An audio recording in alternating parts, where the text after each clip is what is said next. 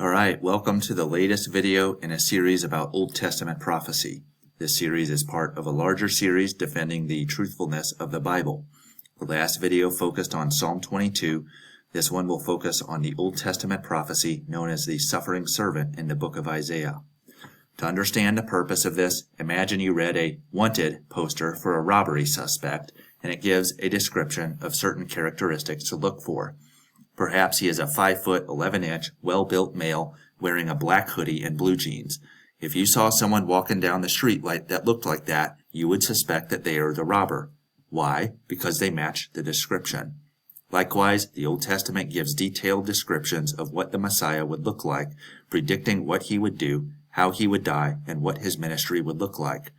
The fact that Christ fulfilled them suggests that he is the Messiah. And the difference, of course, between the wanted poster and the Old Testament, besides the nature of the event, is that the Old Testament was written hundreds of years before, not after, the events in them happened.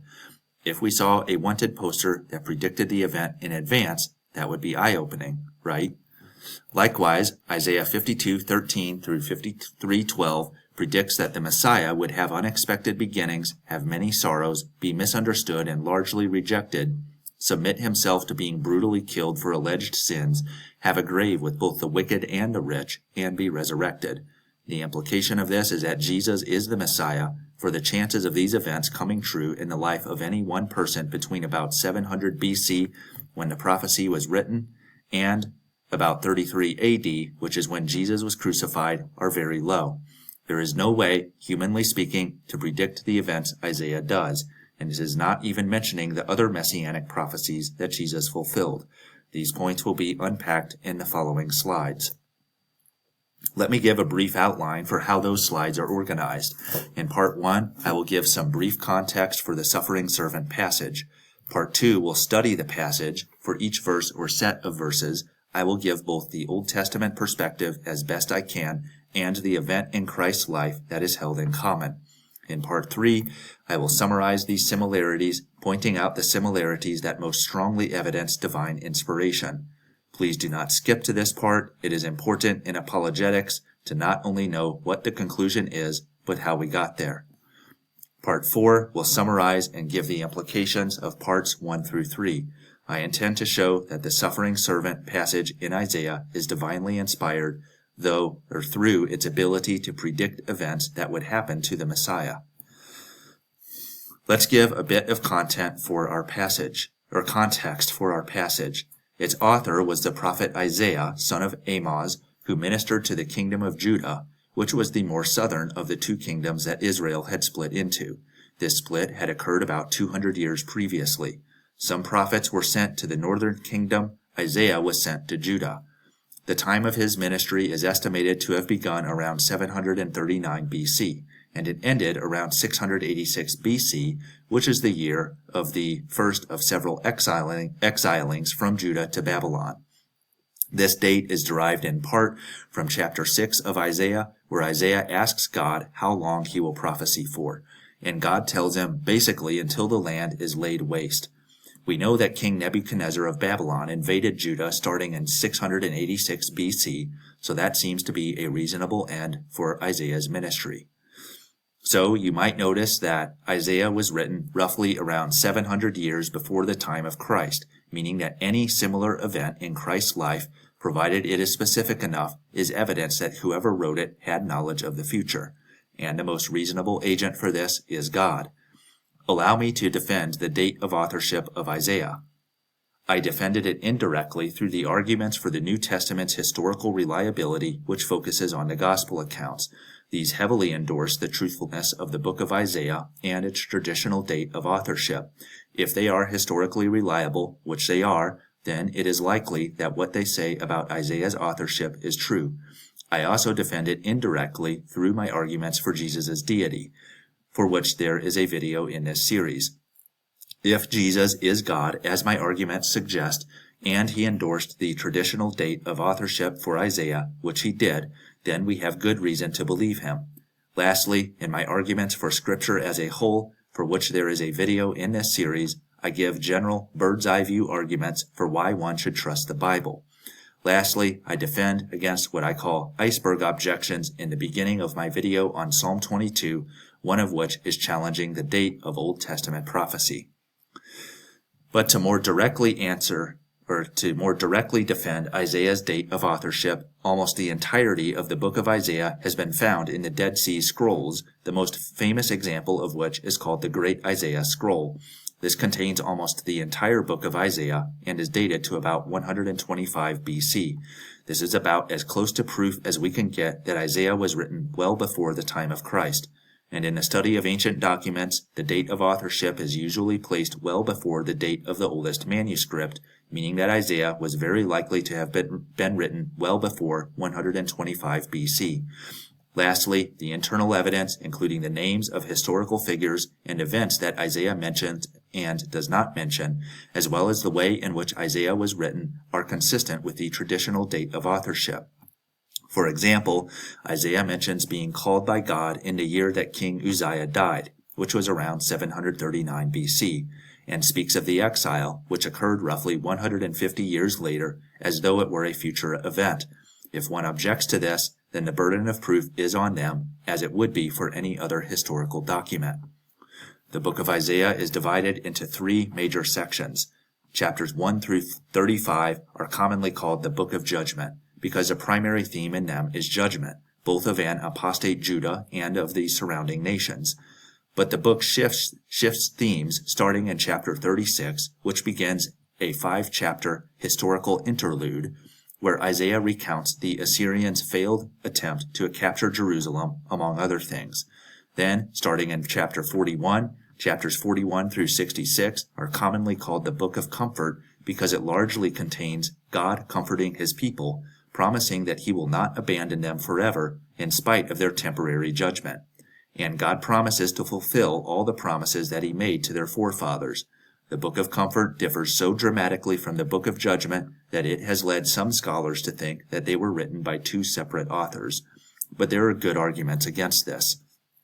Firstly, the fact that there is a change in theme does not uniquely support a change in authors.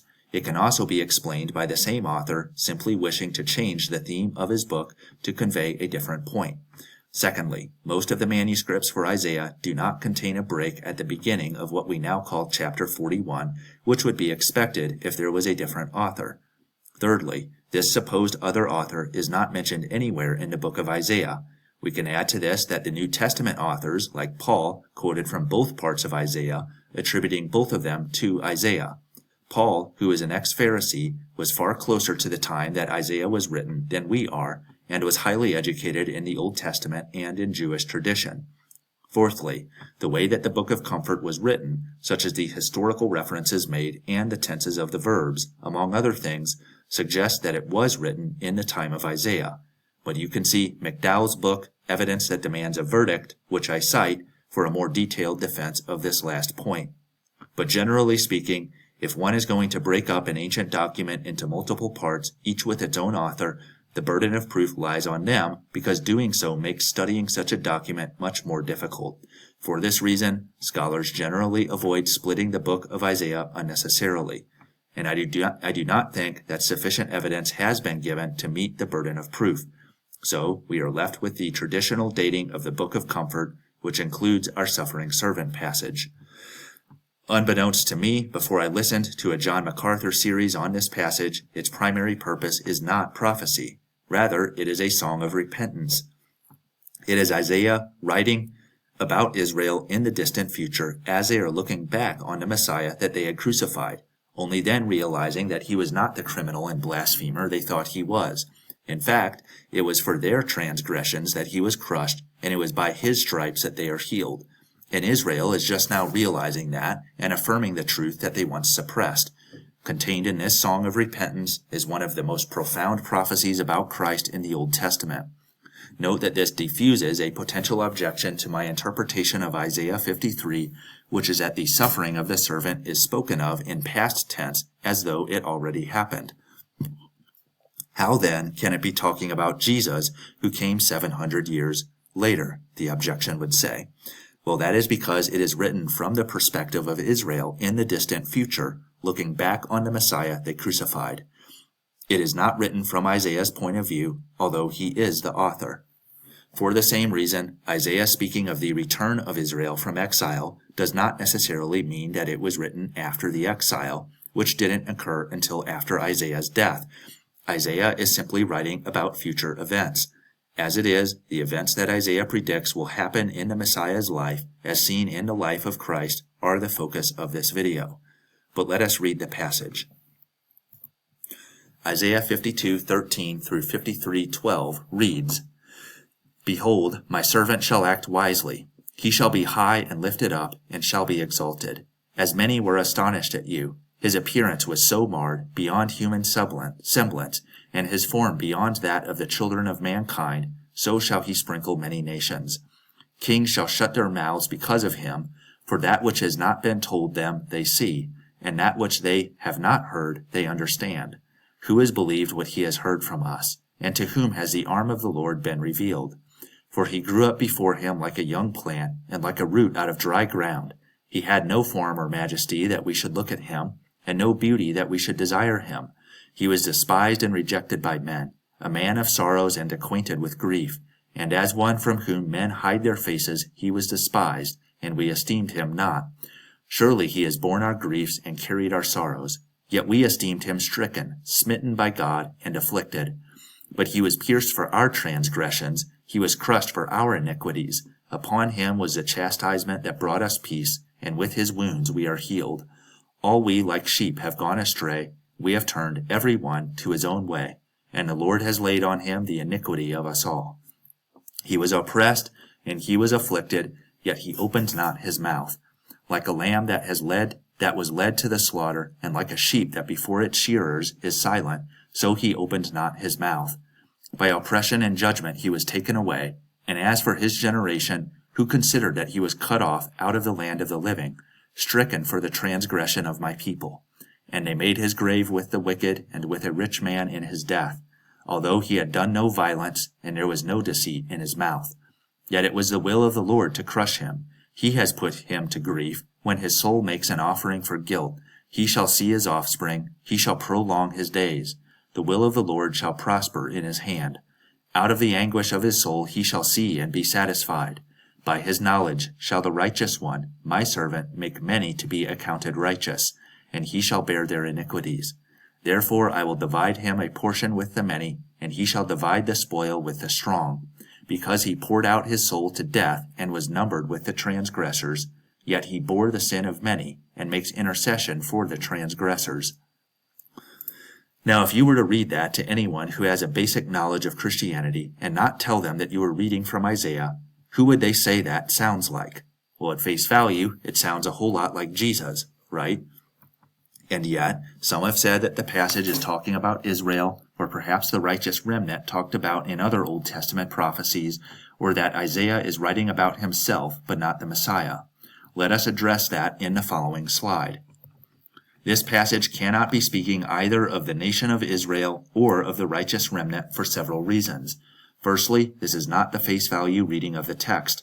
The burden of proof belongs to the one who interprets it in a manner that contradicts its face value reading. And at face value, the text is talking about a singular person, not a nation, and not a remnant of people. To suggest otherwise would be to adopt a figurative hermeneutic, meaning that one thinks that Isaiah was not speaking literally when he uses the singular pronoun he. But there is little evidence to suggest this. Isaiah seems to be speaking quite plainly here, not encoding his message in riddles or parables.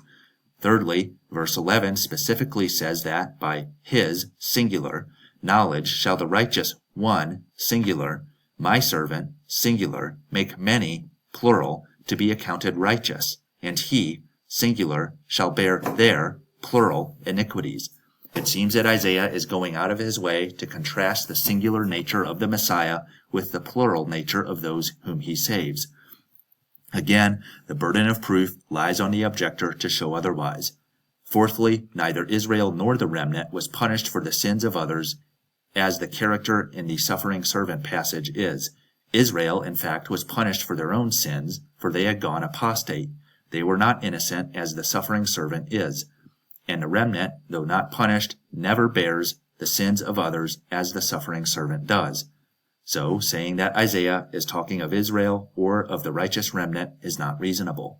But feel free to see a more detailed defense of this in McDowell's book, Evidence That Demands a Verdict, which I cite here. But what if the author is speaking of himself?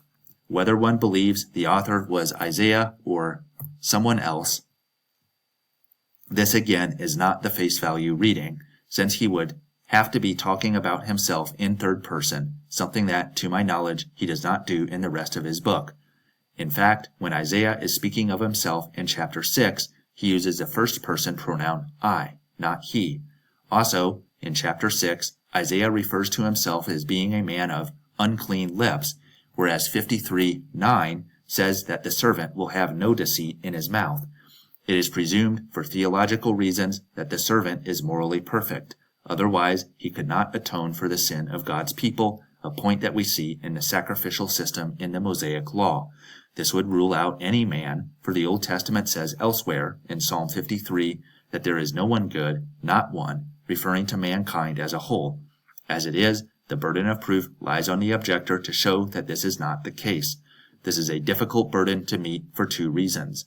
Firstly, objections like this are often spun out of pure speculation, and secondly, not much is known about Isaiah, and even less is known about the supposed other author of the Book of Comfort, if one believes that. The fourth option is that the passage is speaking of the Messiah. It is clearly speaking of a singular man. This man will save Israel, meaning the people of God, by his sacrifice. He is also glorified afterwards, all of which are traits of the Messiah as stated elsewhere in the Old Testament. Moreover, the relation of these traits to one another, namely the pattern of suffering followed by glorification, is one that is consistent with other messianic prophecies. Some have said that because of the stark contrast between the Messiah's suffering and his glorification, that there are actually two Messiahs in the Old Testament, one that suffers and another that is glorified. But this is contradicted by the verses that equate the Messiah with God, of which there is only one in the Old Testament. In Isaiah 45:5, Yahweh says, I am the Lord, and there is no other. Besides me, there is no God. And in Exodus 20, verse 3, Yahweh says that you shall have no other gods before me. The Messiah is equated with Yahweh in verses like Psalm 45, 6-7, Psalm 110, verse 1, Isaiah 9, 6-7, and Isaiah 40, verse 3, which I explain in more detail toward the beginning of my series titled, Did Jesus Claim to be God? So, if there is only one God, and the Messiah is that God, then there can only be one Messiah. And this Messiah was to both suffer and be glorified. But let's dive into the text, breaking each into the Old Testament perspective and the similarity in Jesus' life. In a way, verses 13 through 15 of chapter 52 foreshadow what happens in chapter 53. It is almost as if chapter 53 unpacks what is laid out in the last verses of chapter 52. Starting in verse 52, or chapter 52, verse 13, it reads, Behold, my servant shall act wisely. He shall be high and lifted up, and shall be exalted. So Isaiah says that the servant shall act wisely, meaning according to God's plan and not his own desires. In the New Testament, Jesus submitted to the Father's will for him even unto death, which is something that he did not want to do, humanly speaking, as seen by his prayers in the Garden of Gethsemane. Note that the Bible calls following God's plan wisdom, which flies in the face of a culture that tells us to follow our own heart. Verse 13 also says that the servant will be exalted. This is seen in the New Testament when Jesus is given a resurrection body after his death by his ascension to the Father to sit at the right hand. And in Revelation, it says that he will be the conquering king and the judge who returns to earth to set up his kingdom once and for all. Of course, not all of these are historically verifiable events, but I am nevertheless including them all. Later, I will isolate those that I think make the strongest case for my point from a secular perspective. Isaiah 52:14 says that many will be astonished at the servant's appearance. Why is this? Because his appearance was so marred beyond human semblance, and his form beyond that of the children of mankind. So people are astonished at his physical appearance. So this is an odd way to introduce the exalted servant. This is seen in the New Testament when Jesus was crucified. And the gospel writers don't provide many details on this because it was common knowledge to the people at the time, but we know from history that crucifixion was an absolutely brutal process, fully capable of marring Jesus' appearance beyond human semblance. A combination of being beaten, nailed to a cross, and hanging on those nails, being publicly humiliated, and flogged with a whip embedded with lead balls or something like it could definitely have produced this. I go into more detail on this in my video on Psalm 22 and in part 3c of my Problem of Evil series. Isaiah 52:15 says that he will sprinkle many nations. Now, even from a secular perspective, one could deduce that sprinkle implies the releasing of some kind of liquid, namely blood. And this was seen in the crucifixion of Jesus, which is a fact that is well attested to even by secular historians. But the meaning goes deeper than this. The sprinkling is an Old Testament term referring to the process by which the blood of the sacrificed animal was sprinkled on the horns of the altar, or in the Passover, it was wiped on the doorposts of the Israelites. So this sprinkling represented cleansing or protection from God's wrath. In fact, Hebrews 7:27 says of the Old Testament law that without the shedding of blood there is no forgiveness of sins. And Isaiah says that the servant will sprinkle many nations. We see this in the New Testament in verses like 1 John 1:7, which says that the blood of Jesus cleanses us from all sin. And Jesus is often compared to a lamb, referring to a sacrificial lamb that takes away sins. And this is foretold way back in Isaiah when he says that the servant shall sprinkle many nations. So, in order for the servant to be exalted, he must first suffer immensely for the purpose of cleansing many of their sin, which is well attested to by the New Testament. But Isaiah does not just say that the Messiah's blood will sprinkle, he says it will sprinkle many nations. Even from a secular perspective, one can see the effects of what Christ did, even if they don't believe that he was God. All we have to do is look at the modern Christian church, which contains either millions or billions of members, depending on how one counts Christians, and trace that back to a single man that lived 2,000 years ago. Biblically speaking, not only did Christ affect many nations, but that he sprinkled them, meaning he cleansed them of their sin. Revelation 2:7 says that people from every tribe and every tongue and every nation will end up in heaven, that they will be saved by what Christ did for them. Then verse 15 says that kings shall shut their mouths, because that which has not been told them they see, and that which they have not heard they understand. I think, though I am not sure, that this refers to the humility of accepting what we are about to describe in chapter 3. People shut their mouths when they realize that they are sinful and that a substitute had to die in their place. Paul uses similar terminology in Romans 3:19 when he says, after indicting mankind for its sinfulness, that this is so that every mouth may be stopped. And Paul actually quotes verse 15 in Romans 15:21, and the context is that he is talking about the receiving of the gospel message. So I think that verse 15 is talking about the humbling nature of the message that is about to be unpacked. I think he specifically singles out kings because these are the people we would least expect to be humbled. Now, even from a secular perspective, one must agree with this, for many throughout history have been humbled by the gospel message, even if it is false. They believe that salvation comes from outside of themselves, causing them to be more humble, even if the whole thing is a hoax.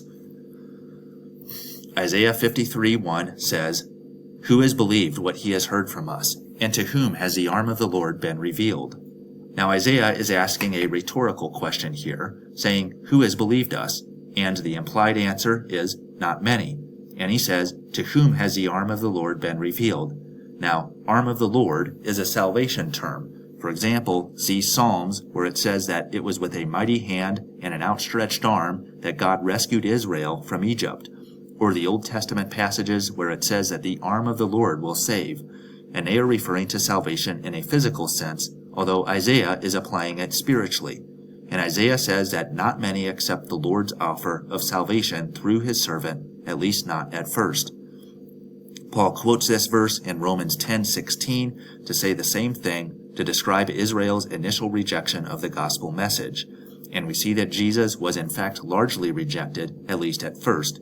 There are more details to come on this later, but suffice it to say that his message was not very popular. In fact, it got him crucified. John 1:11 says he came to his own, but that his own did not receive him. And why was this servant rejected? Isaiah answers us in verse 2, saying, "For he grew up before him like a young plant, and like a root out of dry ground. He had no form or majesty that we should look at him, and no beauty that we should desire him." He compares his servant's origin to a root springing up out of dry ground, and says that there was nothing about his appearance or figure that would draw people to him. And I think this refers to the unexpected nature of the Messiah. The Messiah would just pop out of nowhere, or so it would seem, like a root out of dry ground. And if we look at the timing of Jesus' arrival, his birth date, it was about 400 years after the last book in the Old Testament had been written, 400 years after the last prophet that we know of. So there was 400 years of silence, as far as we know. So it is safe to say that no one was expecting the Messiah to arrive when Jesus did. And the circumstances surrounding Jesus' earthly origin and upbringings was also unexpected. People expected the Messiah to be welcomed by the people, not to have no room for him at the inn. And the Messiah was born in a manger alongside animals being laid in straw. This is the King of the universe who is supposed to save his people. And Jesus chose, of all places, to be born in Bethlehem, which was a rural village outside of Jerusalem. And after moving to Egypt to escape King Herod in his early childhood, his family moved to Galilee, which was a rural area in Israel that kind of had a bad reputation, as we see by Nathanael's statement in John 1. As predicted by Isaiah, both the Messiah's origin and upbringings would be unexpected. But then Isaiah says that the Messiah would have no form or majesty that we should look at him, and no beauty that we should desire him. So the Messiah's true identity would not be visible externally. That is, he would not have a halo around him or float 2 feet above the ground instead of walking on it.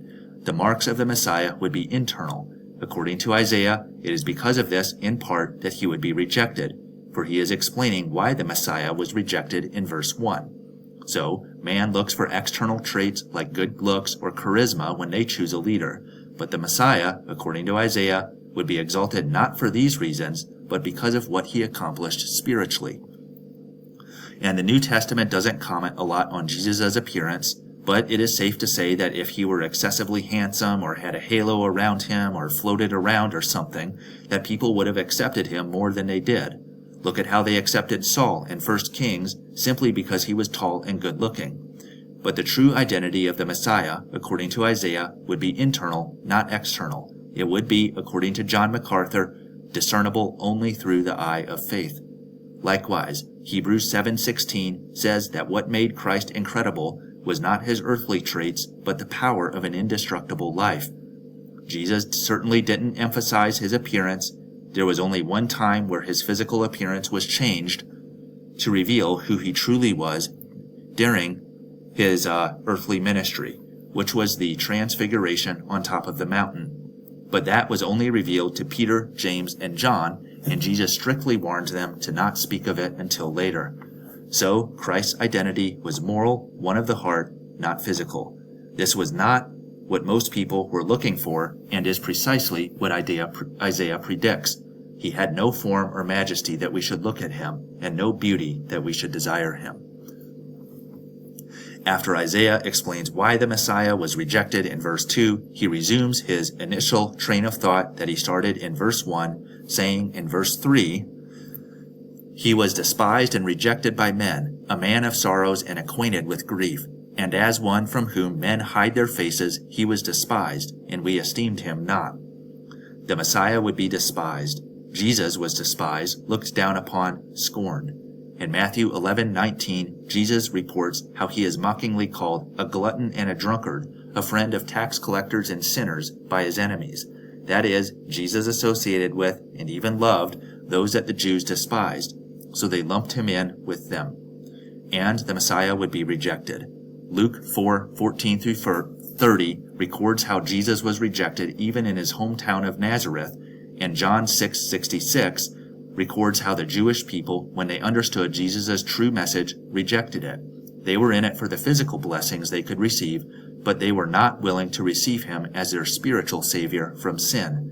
True, Jesus was accepted by some, and he was quite famous, but his life was largely one of rejection, just as Isaiah predicted. Isaiah also says that he would be a man of sorrows and acquainted with grief.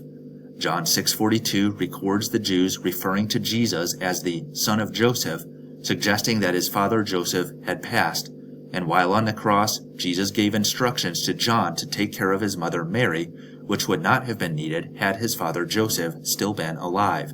So, Jesus endured the sorrow and grief of losing his earthly father.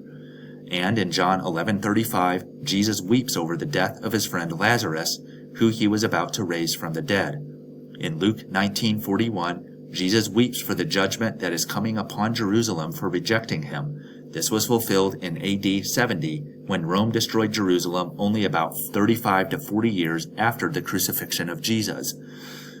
Something similar occurs in Matthew 23:37. Perhaps this was the same event, but Matthew records this detail in Jesus' lament. "O Jerusalem, Jerusalem, the city that kills the prophets and stones those who were sent to it. How often would I have gathered your children together as a hen gathers her brood under her wings, and you were not willing." Jesus was largely rejected, causing him much grief and sorrow. And Isaiah says the Messiah would be one from whom men hide their faces. If you can imagine despising something and looking down upon it so much that you hold your hand in front of your face to block its image from reaching your eyes, that is the imagery, I think, that Isaiah uses to describe people's reaction to the Messiah. And this is seen in the crucifixion of Christ. Physical torture aside, he was stripped naked or nearly naked, and his bloody body was nailed upon a tall cross in a public place for all to see. He was mocked, ridiculed, and his death was gloated over by his enemies. But it was for their sins, their transgressions, that he was crushed, not his own. Isaiah 53:4-5 says, "Surely he has borne our griefs and carried our sorrows. Yet we esteemed him stricken, smitten by God, and afflicted. But he was pierced for our transgressions, he was crushed for our iniquities. Upon him was the chastisement that brought us peace, and with his wounds we are healed." It says that the Messiah would bear our griefs and carry our sorrows.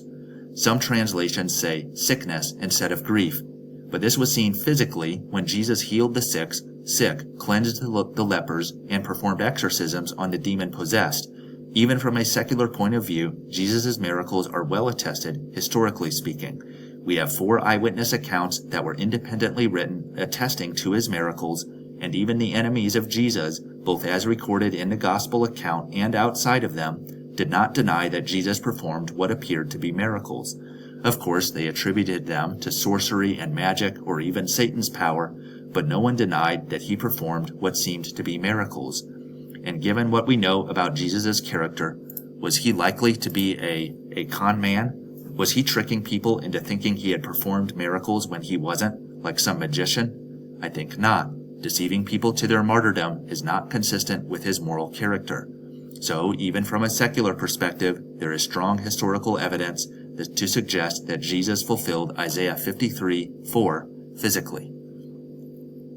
According to the New Testament, he also fulfilled it spiritually by burying the sins of his people. This is described in verses like 2 Corinthians 5:21, which says, "He made him," referring to Jesus, "to be sin who knew no sin, so that we might become the righteousness of God." And Jesus is described as a Lamb of God who takes away the sin of the world by John the Baptist in the Gospel of John. He was referring to the sacrificial system where lambs were sacrificed to God to symbolize a forgiveness of sins that only the ultimate Lamb of God, Jesus, could provide. And even from a secular perspective, one cannot deny that Jesus at least thought he was dying for the sins of others. That is what drove him to the cross. Jesus said that the Son of Man came not to be served, but to serve, and to give his life as a ransom for many. He even compared himself to a kernel of wheat that falls into the earth and cannot bear fruit unless it dies first. And he replaced the Old Testament tradition of the Passover with communion, which is celebrated on a regular basis by modern Christian churches. And he said, "This is my body, broken for you," and "This is the blood of the covenant, poured out for you." And in my video defending the historical reliability of the gospel accounts, we see that these verses come from highly reliable sources, so that the likelihood that Jesus actually said these things is high. If that is the case, then even the atheist cannot deny that Jesus at least thought he was dying for others, which is at least part of what Isaiah 53:4 predicts. Then Isaiah says something extremely ironic, which is that the Messiah was being afflicted, that people thought he was being judged by God for his own sin, for they esteemed him to be stricken, smitten by God, and afflicted. But it was for their transgressions, not his, that he was pierced. He was crushed for their iniquities, not his. He was chastised for their peace with God, not his own. And it was by his wounds, not the righteousness they already had, that they were healed. The people who gloated over Jesus as he hung on a cross, mocking and insulting him, thought it was his sin that held him there. In reality, it was actions like those very statements that held him there. Do you see the irony? Now, even from a secular perspective, it is really hard to accuse Jesus of wrongdoing. Those who deny him usually still think he was a good moral teacher whose example we should follow. And it's also really hard to deny his crucifixion. The Bible alone would be enough to validate this, but even apart from it, one cannot deny that a good man was murdered. Was he the sacrifice for our sin that he claimed to be? Let's let the rest of this passage decide that. We esteemed him stricken, smitten by God. The gospel accounts record that people thought that Jesus was being justly punished for his supposed sins. The big one, of course, was blasphemy, because he claimed to be equal to God the Father. This is seen in passages like Mark 14, 61 through 64, where Jesus claims to be the Son of Man from Daniel 7 during his trial, which prompted the high priest to tear his robes and say, "What further evidence do we need?" referring to the evidence required to convict him of blasphemy, and they decided to crucify him based on that. Jesus was also accused of abolishing the Mosaic law that the Jewish people highly valued. For example, some people misquoted him at his trial, saying that he said that he would tear down the temple, and some accused him of violating the tradition that was established by the religious leaders. Now, most of the things that he violated were not explicitly written in the law, but rather were the traditions that the religious leaders of his day had developed. But Jesus was accused of violating both the law and the tradition that was based on it. Jesus opposed the religious elite of Israel, such as the Pharisees or the Sadducees. This is most clearly seen in Jesus' scathing rebuke of them in Matthew 23, comparing them to whitewashed tombs, appearing to be clean on the outside, but full of hypocrisy and lawlessness on the inside. And Jesus did not gain popularity among those in power when he expressed love to Gentiles, which were people who were not Jews. And we could add the tax collectors and prostitutes to this. Jesus even told the Pharisees that tax collectors and prostitutes, two groups of people that they despised, were entering the kingdom of heaven before them. What an insult! So whether it was being accused of blasphemy, abolishing the law or oral traditions, opposing the religious elite, or loving the Gentiles or the outcasts, Jesus was accused of many things, and his accusers thought that he was justly punished for his sin. But Isaiah says it was actually for their sin, not his, that he was punished. Add to this that the Jews generally thought that external suffering indicated that they were being punished by God for their sin. This is seen in verses like John 9:2, where Jesus' disciples asked him about the man born blind, who sinned, either this man or his parents. And in Matthew 19:25, after Jesus told the disciples that it was easier for a camel to go through the eye of a needle than it was for a rich man to enter the kingdom of heaven, and his disciples asked, "Who then can be saved?" Because they believed that riches were a sign of godliness. So if even the rich couldn't be saved, those that they deemed very godly, then who could be saved? So when Jesus was crucified and embraced human suffering, that would have been seen as additional confirmation that he was in fact guilty. Verses 4 through 5 speak of the Messiah's substitutionary death. Verse 6 reiterates this point, saying, "All we like sheep have gone astray. We have turned every one to his own way, and the Lord has laid on him the iniquity of us all." And this verse is alluded to in 1 Peter 2:25, which says, "For you were straying like sheep, but have now returned to the shepherd and overseer of your souls," referring to Christ. And of course, there is 2 Corinthians 5:21, which reiterates the point at the end of verse 6, which was mentioned earlier. God punished Christ for us.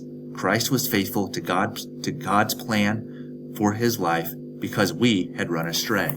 And this is a spiritual claim. It cannot be directly proven. One can only accept its truth based on the historically verifiable claims that Isaiah makes. Isaiah 53, 7 through 9 describes the Messiah's submission and death. Verse 7 describes the Messiah's demeanor as he became the sacrifice. It says, "He was oppressed and he was afflicted, yet he opened not his mouth. Like a lamb that was led to the slaughter, and like a sheep that before its shearers is silent, so he opened not his mouth." And I think this shows that the Messiah would be willing to give his life as a sacrifice. And the part about opening not his mouth and being silent as a sheep before its shearers, I think could refer to physical, literal silence. But I think it more generally refers to his overall attitude of submissiveness and a lack of self-defense, knowing that he had to die for the sins of the people. Mark 14:61 records Jesus not making a response to his accusers during his trial. Other times in his trial where he was not silent do not negate the times where he was silent. And even in these times, he kept his defense to a minimum, only saying what he needed to. He did not make an elaborate defense of his innocence, which he easily could have done. Instead, he submitted himself to the affliction that was to come, the affliction that he knew was necessary to save God's people. Verse 8 says, "By oppression and judgment he was taken away. And as for his generation, who considered that he was cut off out of the land of the living, stricken for the transgression of my people." It says, by oppression and judgment he was taken away, meaning the reason these horrible things happened to him was out of judgment. Whose judgment? I think that from this verse, it could be either the judgment of the people who were executing him or God's judgment. However, the passage goes on to say that it was the will of the Lord to crush him in verse 10. So I think the judgment is coming from God, presumably to atone for the sins of God's people. By his stripes we are healed. Either interpretation is consistent with Jesus' life. Jesus got the judgment of his persecutors for sure, but I think that according to the New Testament, he also got the judgment of God. That is, God the Father was judging Jesus on the cross for sins that were not his own. Remember, he was made to be sin for us. Even from a secular perspective, one has to accept that what happened to Jesus was pretty bad, and that if there was a holy God, this might be how his judgment would look. But Isaiah goes on to say that the Messiah would be cut off, meaning that he would die. Cut off is a term used in the Levitical law as a punishment, or to describe a punishment, and it usually refers to death. For example, Leviticus 20 verses 4 and 5 uses cut off and capital punishment interchangeably. So, cut off means dead. And Isaiah doesn't say that the Messiah would just be cut off, but that he would be cut off from the land of the living. In other words, the Messiah is not just killed, he is really killed, like he is as dead as a doornail. Like if there's an image that comes to your mind when you think of death, the Messiah got it. These, of course, occurred when Jesus was killed on the cross, which is one of the most brutal and deadly forms of execution in history. Even from a secular perspective, Jesus' death by crucifixion is difficult to argue with, as it is attested to by several non-Christian sources, such as Josephus, the Jewish historian. And Isaiah is describing 700 years before it happened, a type of gruesome death that closely resembles crucifixion. Psalm 22 describes it in even more detail. But Isaiah says, "Who considered that he was cut off out of the land of the living, stricken for the transgression of my people." And this is saying that very few people would acknowledge, at least initially, the true purpose of the Messiah's death. He is the Messiah, so people are likely aware of his death, but Isaiah gets very specific in that no one seems to know why he died. Like Isaiah asks in verse 1, who has believed what he has heard, with the implied answer being, no, not many heard, he is asking a rhetorical question of the same variety here, with the implied answer being, no, not many considered. People knew he died, but no one considered that the reason he was cut off was for the transgression of my people. Now, Jesus' death certainly aroused a commotion. The people who loved him were heartbroken. His enemies gloated. Rome was probably relieved that they kept the Jews from rioting by killing the person they hated. So Jesus' death was well known at the time it happened. However, no one seemed to understand that he had actually died for their sins. Remember, the Jews were expecting a political savior to rescue them from Rome, not a spiritual savior to rescue them from sin. So when Jesus was crucified, when he was executed in the most humiliating and brutal manner possible, not even his disciples thought that he was the Messiah. How could the Messiah die? So the Jews, disciples included, did not consider the true purpose for which he died. And obviously the Romans who executed him didn't consider it either. He was just another criminal to them. Even from a secular perspective, this prophecy is surprisingly accurate. The Christian church, who alone acknowledges the true reason for Jesus' death, did not grow significantly until after Jesus' death. That means that very few people acknowledged it at first, and that is very similar to what Isaiah predicts. Isaiah 53:9 says, "And they made his grave with the wicked, and with a rich man in his death, although he had done no violence, and there was no deceit in his mouth." It says that the Messiah would have a grave both with the wicked and with a rich man in his death. Again, this is a direct reference to the Messiah's death, meaning that a resurrection is also implied if the Messiah is to receive the blessings the Old Testament says he will receive. It is possible that Isaiah is referring to the rich man and the wicked as being the same person, that they buried him in the grave of a rich man who was also wicked. But I think a face value reading of the text would say that they are separate. Starting with having a grave with the wicked, John 19:30 through 33 records how Jesus was crucified in between two robbers who justly deserved their punishment, and he died in that place. So his first grave, so to speak, was in between two wicked people. And it says he also made his grave with the rich. John 19:38 through 42 records a rich man named Joseph of Arimathea requesting to Pontius Pilate that he bury Jesus' body in his own tomb. The text could also mean that the wicked and the rich are the same person, but that they were only wicked in the general sense of being a sinner and needing the Messiah's sacrifice. But I think wicked in the Old Testament usually means something more than general sinfulness. So this interpretation is less likely than saying that they are separate. Either case was seen in the life of Jesus, since Joseph of Arimathea was a sinner like everyone else. Isaiah then records that this person will have done no violence. The irony is that he is dying a most violent death reserved for violent criminals, but he himself has done no violence. He is being treated as though he were violent, so that those who actually are violent may have forgiveness of sins. Jesus did no violence, as seen in verses like Matthew 5:38 through 40, where Jesus tells us to turn the other cheek and to not withhold from the one who asks. And he lived this out, telling Peter to refrain from defending himself against his captors and praying for the forgiveness of his murderers. This attitude is consistent with what Isaiah 42 verse 3 says of the Messiah, that a bruised reed he will not break, and a faintly burning wick he will not quench.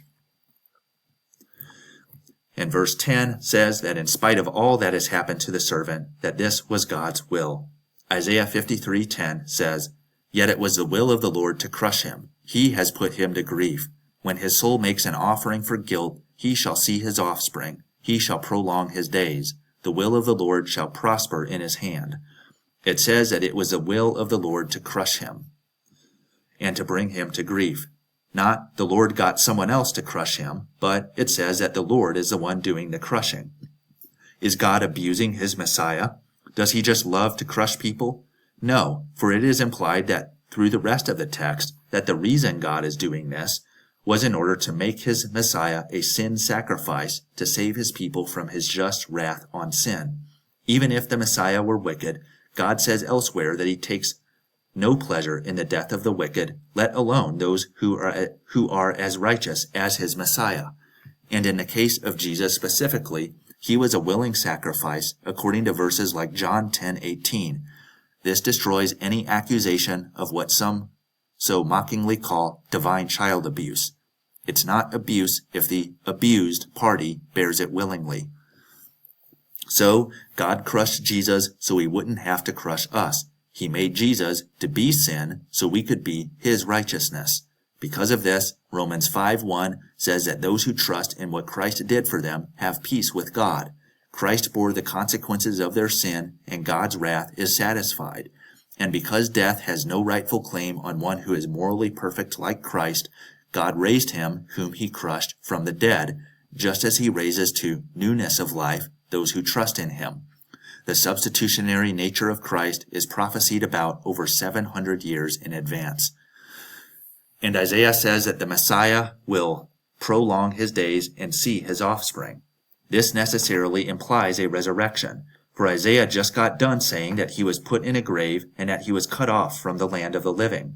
How else could the servant see his offspring and prolong his days if not by a resurrection?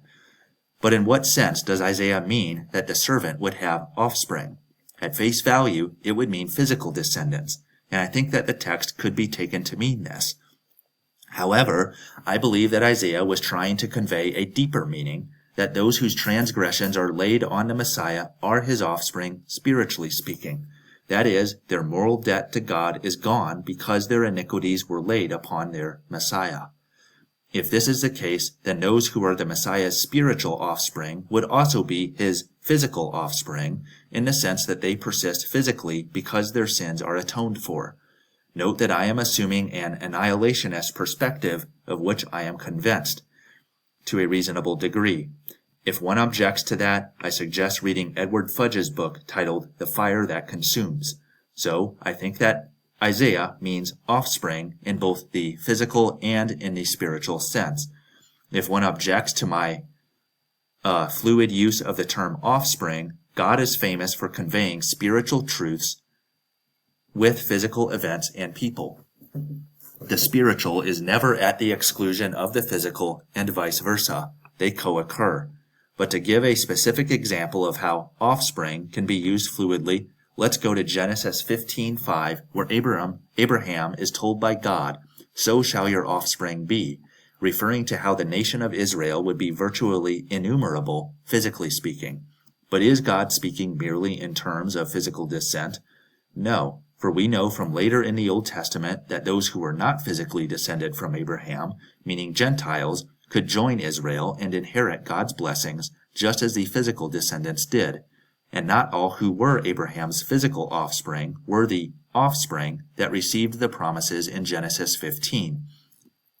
Examples include Abraham's son Ishmael, his grandson Esau, or his distant descendants that were destroyed for their apostasy. So, offspring is not merely talking about physical offspring, although this is included to an extent. Offspring also refers to those who have faith in God.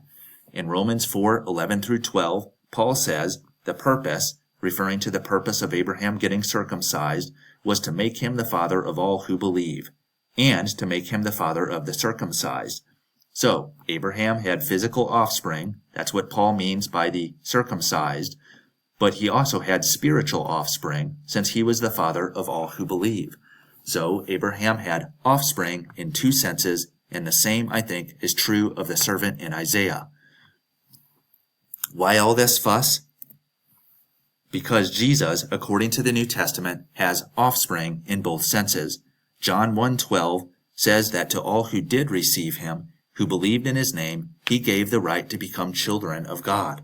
And in John 20:17, Jesus tells Mary Magdalene, "Go to my brothers and say to them, I am ascending to my Father and your Father, to my God and your God."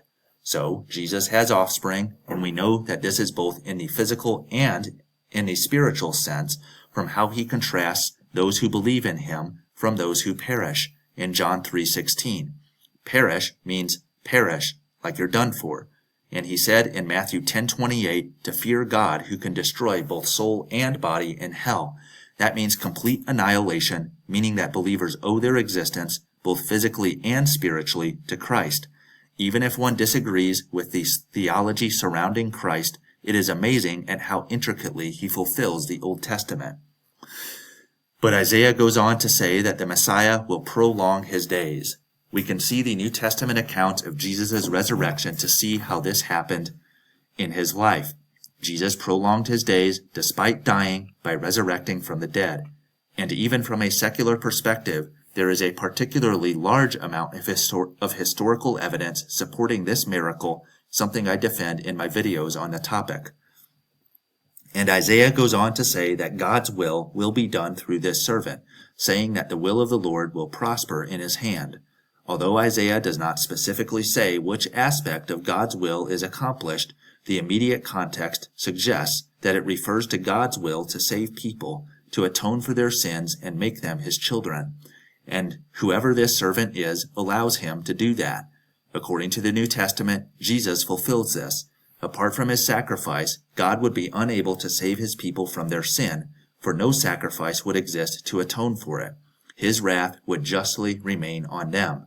This is why Jesus compared himself to the ladder in Jacob's vision in John 1:51, saying that angels will descend and ascend from heaven to earth on the Son of Man. He is the bridge. The beginning of verse 11 describes the servant's motivation to do what he did, saying that it is out of the anguish of his soul that he shall see and be satisfied. See what? Perhaps the cleansed consciences of those he atoned for, maybe his own exaltation that he knew God would give him.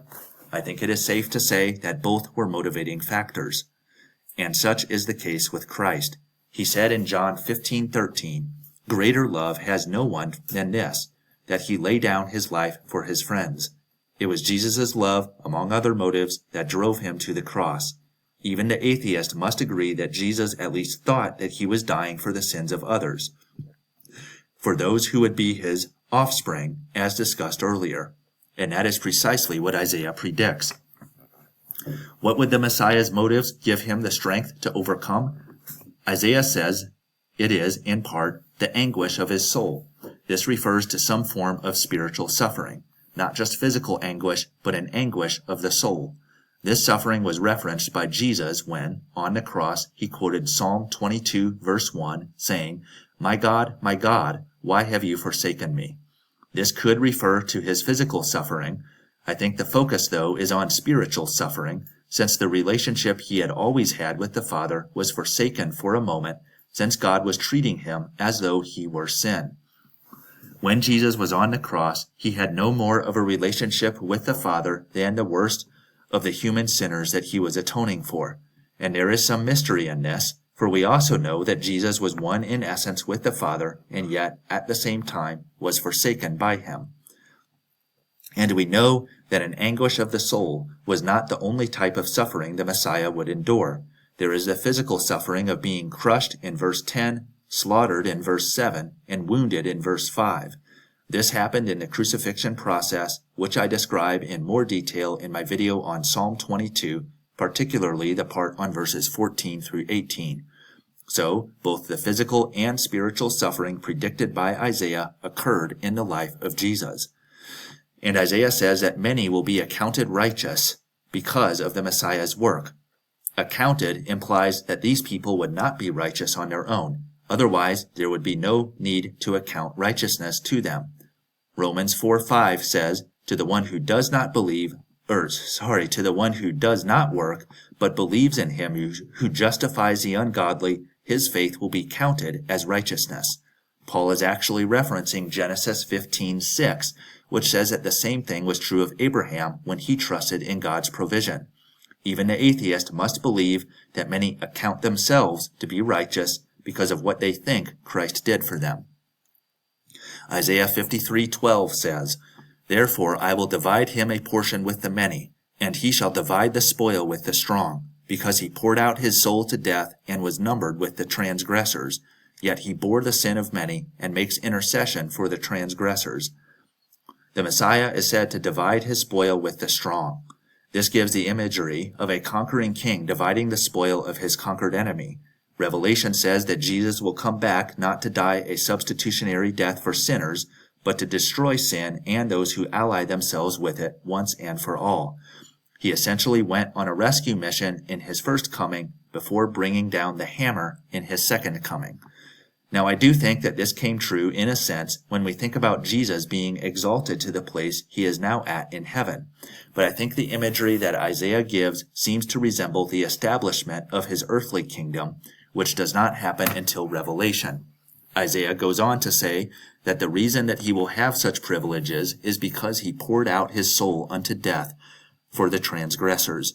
This is similar to what Paul says in Philippians 2, 6 through 11, which says of Jesus, who, though he was in the form of God, did not count equality with God a thing to be grasped, but emptied himself, by taking the form of a servant, being born in the likeness of men. And being found in human form, he humbled himself by becoming obedient to the point of death, even death on a cross. Therefore God has highly exalted him, and bestowed on him the name that is above every name, so that at the name of Jesus every knee should bow, in heaven and on earth and under the earth, and every tongue confess that Jesus Christ is Lord, to the glory of God the Father. And we know that his ultimate triumph, his dividing of the spoil, comes later. Isaiah ends by saying that the Messiah will make intercession for the transgressors, and he uses the present tense form of the verb as if it is still happening, despite being written from the perspective of a far distant Israel looking back on the Messiah's work. And I think this is fulfilled, according to the New Testament, by Jesus' high priestly role, whereby he intercedes before the Father for believers. This is seen in verses like Hebrews 7:25, which says that he always lives to make intercession for them, referring to believers. So that marks the end of part 2. In part 3, I will summarize in table form the similarities between Christ's life and what the suffering servant passage predicts of the Messiah. If you have skipped to this part from part 1, I recommend going back and watching part 2 in order that you might understand in a deeper level what I am about to say.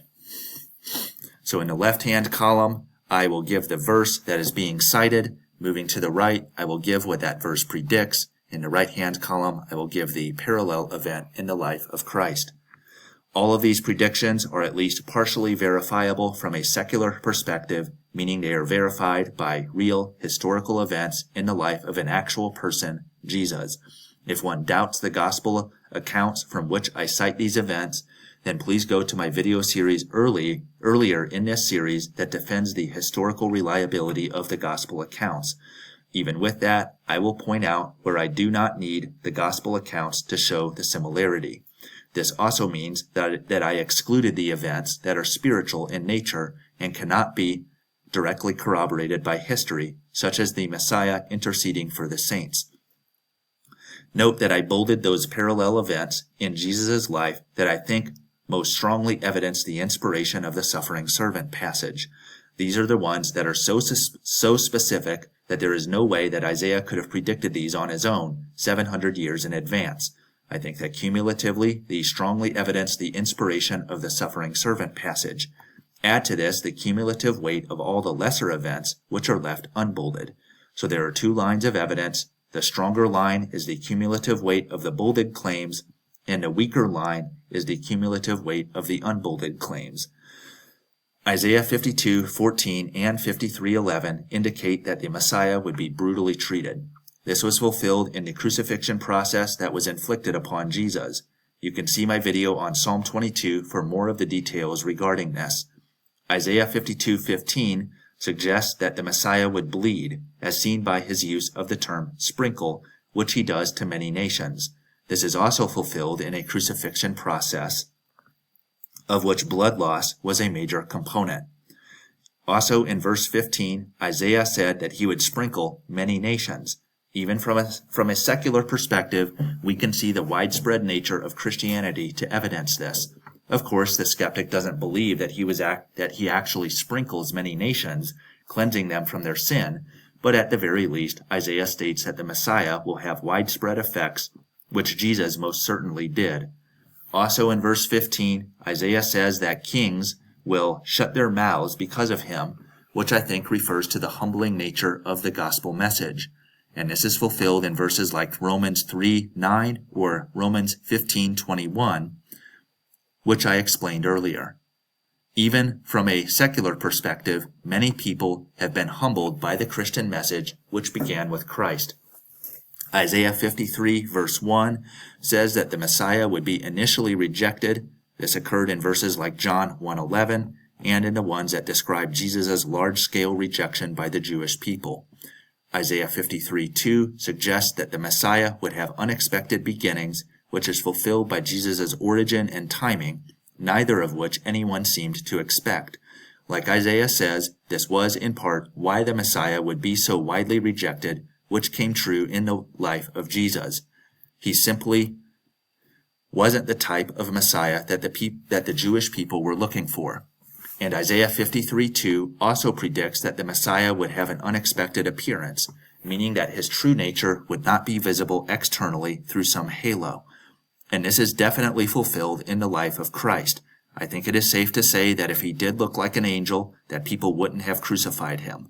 Isaiah 53:3 says that the Messiah would be despised, meaning looked down upon, treated scornfully, as though he were a lesser being. And this is fulfilled in verses like Matthew 11:19. Isaiah also says that the Messiah would be rejected, which is fulfilled in verses like Luke 4:14 through 30 and John 6:66. Isaiah says that the Messiah would be a man of sorrows, thoroughly acquainted with grief. And this is fulfilled in verses like John 6:42, John 11:35, Luke 19:41, and Matthew 23:37. Isaiah says that the Messiah would be scornfully treated. Jesus was treated scornfully through the crucifixion process, which involved being stripped naked or close to it, and in Jesus' case, hung up in a public place for all to see. Isaiah 53:4 says that the Messiah would bear our problems, which was fulfilled physically in verses like Matthew 8:17 and spiritually in verses like 2 Corinthians 5:21. This is a classic example of the Bible combining a historically verifiable truth with a spiritual truth. Perhaps if Isaiah was correct on those truths that are historically verifiable and that being over 700 years in advance, maybe we should trust him on those truths that are not directly verifiable. Isaiah says in 53:4 that the Messiah would be thought to be a sinner, stricken by God. This was fulfilled in the life of Jesus when he was accused of many things, including destroying the temple in Mark 14:58, blasphemy in Mark 14:61 through 64, associating with people he shouldn't in Matthew 9:11, and opposing the religious elite from things that he said in passages like Matthew 23. Isaiah predicts that the Messiah would be silent before his accusers in 53:7. This was fulfilled in Mark 14:61, where Jesus chose to remain silent before the high priest. And while it is true that Jesus was not silent at all times during his trial, generally speaking, he did not make the elaborate defense of his moral conduct that he could have quite easily made. He was, as Isaiah said, like a lamb going to the slaughter, like a sheep that is silent before its shearers. Isaiah 53:8 predicts that the Messiah would die, that he would be cut off from the land of the living. This is fulfilled in the 4 gospel accounts, all 4 of which record Jesus' death on the cross. Note that it is also corroborated by non-biblical sources, such as the historians Josephus and Tacitus. And this may not be significant from a modern perspective, since we know that everyone dies eventually, right? So what predictive value does this verse have when it says that the Messiah would die if everyone dies? But from a Jewish perspective, they did not necessarily think this of the Messiah, and it is understandable if we read some of the prophecies of the Messiah that speak of his exaltation, glorification, and his eternal reign on earth. For example, earlier in his book, in chapter 9, Isaiah says that the Messiah, of the increase of his government and of peace there will be no end, on the throne of David and over his kingdom, to establish it and to uphold it with justice and with righteousness from this time forth and forevermore. So the Jews, and probably Isaiah too, weren't exactly expecting their Messiah to die. This makes his claim in verse 8 quite bold, which is why I bolded it. We have to look at things the way the Jews saw them. Isaiah 53:8 continues to say that the Messiah would not be remembered for what he did, spiritually speaking. Sure, Jesus' enemies and friends alike remembered his death for non-spiritual reasons, as described earlier, but no one seemed to think that he was the sin-bearing Messiah. Isaiah 53:9 predicts that the Messiah would have a grave with the wicked, which was fulfilled in John 19:30-33, where Jesus was crucified between two robbers, and he died there, meaning that his first grave was with the wicked. But Isaiah goes on to say that the Messiah would also have a grave with the rich, which was fulfilled in John 19:38-42, where Joseph of Arimathea, a rich man, buried Jesus in his own tomb. Now, how many people do you think have two graves, one of which is with the wicked and one of which is with the rich? Somehow, Isaiah knew that both would be the case with the Messiah. And Isaiah says that this happened in spite of the Messiah not having done any violence, which is fulfilled in verses like Matthew 5:38-40, where Jesus taught to turn the other cheek. And he did this, asking that God would forgive his murderers. Isaiah 53:10 predicts that the Messiah would be resurrected, meaning that he would prolong his days and that he would see his offspring.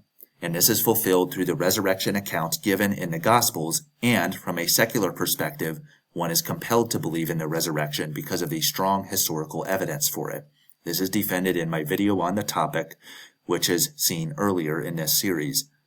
And Isaiah says in 53:10-11 that the Messiah would have offspring, which I believe refers to both physical and spiritual offspring. Biblically speaking, believers are Christ's offspring in the sense that they owe their eternal existence, both physical and spiritual, to Christ. And this can be seen from a secular perspective through the widespread nature of the Christian church. Jesus, like it or not, has many offspring. In summary, Isaiah 52:13-53:12 makes 21 historically verifiable predictions, 11 of which I bolded because of their apologetic value. In other words, these are so detailed, so precise, and so intricately fulfilled in the life of Christ that it is hard to say that Isaiah was not under the influence of some supernatural force when he wrote his prophecy. So that marks the end of part 3. In part 4, I will summarize what we have covered and give its implications. In summary, our suffering servant passage predicts that the Messiah would have unexpected beginnings, have many sorrows, be misunderstood and largely rejected, submit himself to being brutally killed for alleged sins, have a grave with both the wicked and the rich, and be resurrected. The first implication of this is that Jesus is this Messiah, for he fulfilled all of these. This is because the chances of these prophecies coming true in the life of any single person on earth from about 700 BC when this passage was written to about 33 AD, which was when Jesus was crucified, is very, very low. There were some mathematicians that calculated the probability that any one person on earth would fulfill 8 of the messianic prophecies made in the Old Testament between the time of their authorship and the time of Jesus. And the figure that they calculated was astounding, saying that it would be equivalent to the probability of drawing one $half-dollar coin from the ground in the state of Texas, which happens to be covered in $half-dollar coins 2 feet deep. The probability of drawing any given coin that is marked is about the probability that any one person would fulfill those 8 prophecies. Of course, this is only 8 prophecies. In Isaiah 53 alone, there are around 20, 11 of which are very hard to dispute from a secular perspective. And this doesn't even include the ones out of Psalm 22, Daniel 9, Zechariah, or Malachi for that matter. The second implication is this. If the suffering servant passage can be trusted when it comes to historical matters, then we should probably trust it when it comes to spiritual matters.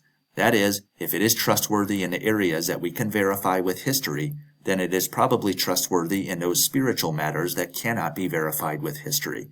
If one objects to this, saying that we still cannot directly verify the spiritual claims no matter how much evidence is given, how else would they expect God to evidence his trustworthiness if not through things like this? Like the ghost of Jacob Marley says to a skeptical Ebenezer Scrooge in A Christmas Carol, "What evidence would you have me give beyond that of your own senses?" And it is up to both Scrooge and the objector to follow that evidence where it leads. In this case, it is faith in Christ. For example, Isaiah 53:8 says that the Messiah, who we know is Jesus, died for our transgressions. The punishment for our peace was laid on him. By his stripes, not our own good works, we are healed. And we know and have confidence before God that if we trust in him, according to 52:15, that we are sprinkled in his blood, meaning that we are cleansed by it.